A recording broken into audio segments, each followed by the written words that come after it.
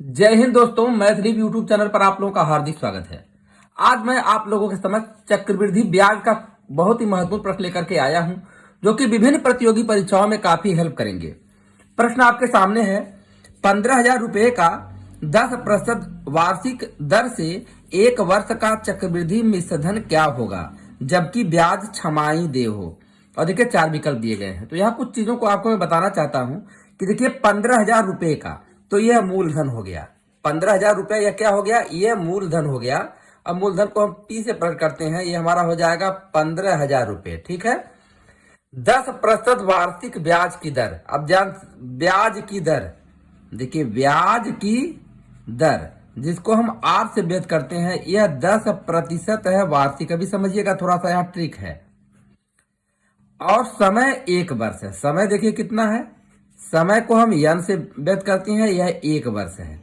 लेकिन प्रश्न में आगे कह रहा कि चक्रवृद्धि मिश्रधन क्या होगा जबकि ब्याज छमाही देय हो। ध्यान समझिएगा, ऐसे पूछ सकता है ब्याज छमाही है, ब्याज तिमाही देय है, उस स्थिति में क्या करना हो। अब देखिए, चूंकि ब्याज जो है, यहां समझिएगा ब्याज छमाही देय है, तो इस स्थिति में जो दर है यह बदल जाएगी। अब आपको बताना चाहता हूं कि समय n भी बदल जाएगा। कैसे बदलेगा? अब देखिए, जब ब्याज हमारा छमाही देय है तो समय हमारा 1 वर्ष है। 1 वर्ष में कितने छमाही होंगे? 1 वर्ष में 2 छमाही। तो समय हो गया दूना, समय हो गया दूना। और ब्याज की दर क्या हो जाएगी? आधी हो जाएगी। सेम समझिएगा, यह दूना हुआ, वह यह क्या हो जाएगा? आधा हो जाएगा। 2 से भाग देंगे, अर्थात समय में हम गुणा करेंगे और दर में हम क्या करेंगे? उसी से भाग दे देंगे 2 से। तो 2 से इसमें भाग देंगे तो 2 5 10, यह 5% हो जाएगा। यह हमारा हो जाएगा छमाही। ठीक है। अब इसके बाद हम फार्मूला लगा देंगे। चक्रवृद्धि मिश्रधन A बराबर होता है P कोष्टक में 1 + R/100 और 2 n। ये फार्मूला तो सबको पता ही है। वैल्यू रखिए, P का मान हमारा 15,000 और 1 + R का मान हमारा है 5 और बटे 100 और समय हमारा n2, क्योंकि यहाँ यह वाला हम अप्लाई करेंगे इसमें। अब इसी को थोड़ा आपको हल करना। देखिए 5 का ना 5, 5 बिसाहिम 100। अब देखिए यहाँ तो 15,000 हुआ। अब देखिए 20 का ना 20 एक 21, ये हो जाएगा 21/20 का स्क्वायर। अब यह हो गया हमारा 15,000। अब 21 का वर्ग हो जाता है 441 और 20 का वर्ग होता है 400।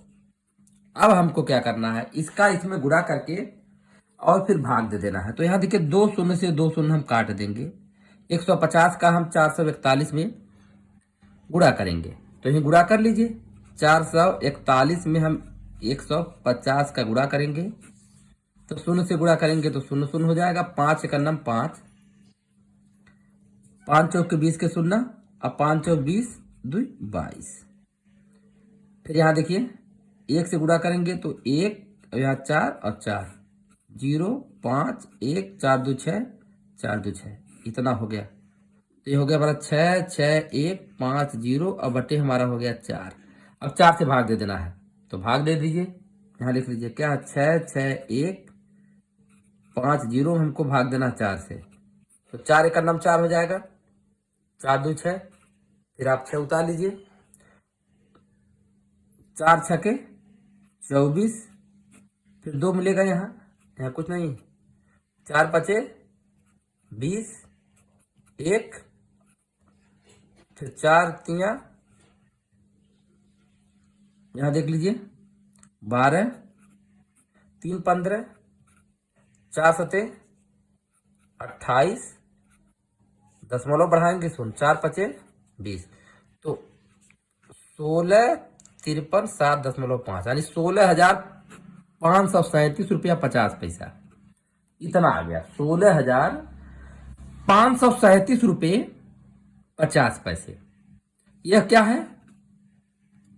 यह मिश्रधन है, चक्रवृद्धि मिश्रधन। विकल्प अगर हम देखते हैं तो हमारा ऐसी विकल्प सही हो जाता है।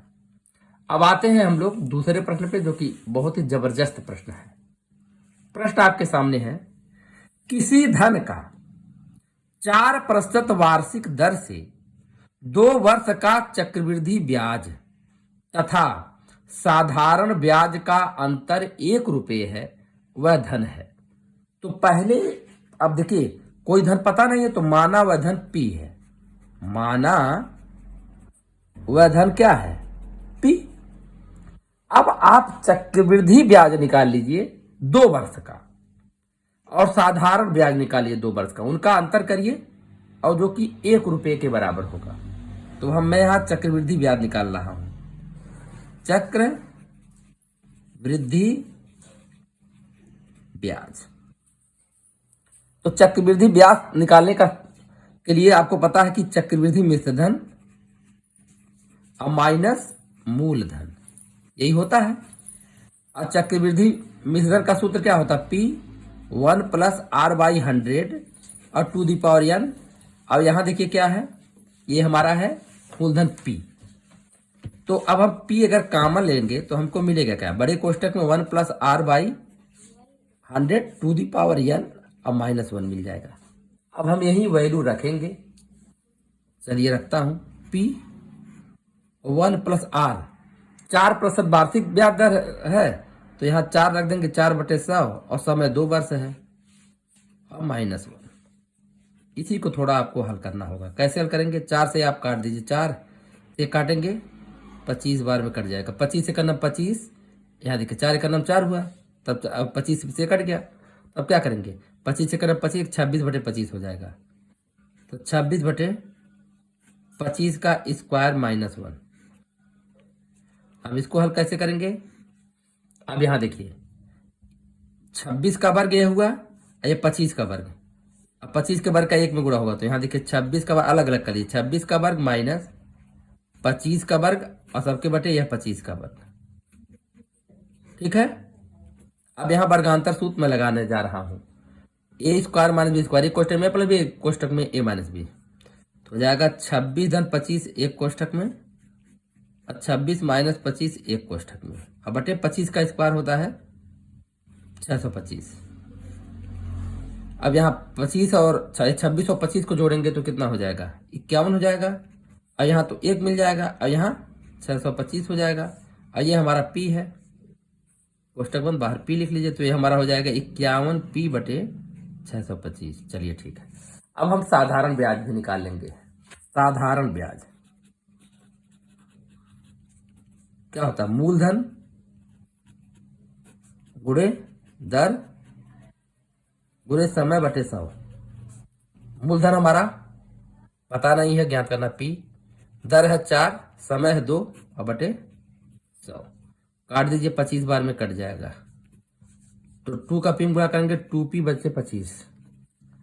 अब प्रश्न में कह रहा है कि चक्रवृद्धि ब्याज और माइनस साधारण ब्याज, इनका जो अंतर है वह 1 रुपया है, बराबर 1 रुपया कर लीजिए। अब वैल्यू रखिए इसका है 51P/625 और माइनस साधारण ब्याज हमारा 2P/25 बराबर 1। लघुत्तम लेंगे तो 625 लघुत्तम हो जाएगा। 625 और 25 का 625 का नाम 625, 1 का 51P में गुणा करेंगे तो 51P ही मिलेगा। 25 से तो काटेंगे, 25 बार कट जाएगा। 25 का 2 गुणा करेंगे, 25 दूना 50P हो जाएगा, यह बराबर 1। अब यहाँ देखिए 51P में से 50P घटाएंगे तो केवल 1P मिल जाएगा। अब बटे 625 बराबर 1, तो इसका 3 गुणा करेंगे, P बराबर हो जाएगा 625 रुपया। तो यह मूलधन कितना है? 625 रुपया। विकल्प में अगर हम देखते हैं तो हमारा यह ए विकल्प सही होता है। इसी के साथ वीडियो समाप्त हो रहा है। वीडियो पसंद आने पर लाइक शेयर कमेंट करिएगा, चैनल को सब्सक्राइब कर लीजिएगा। धन्यवाद।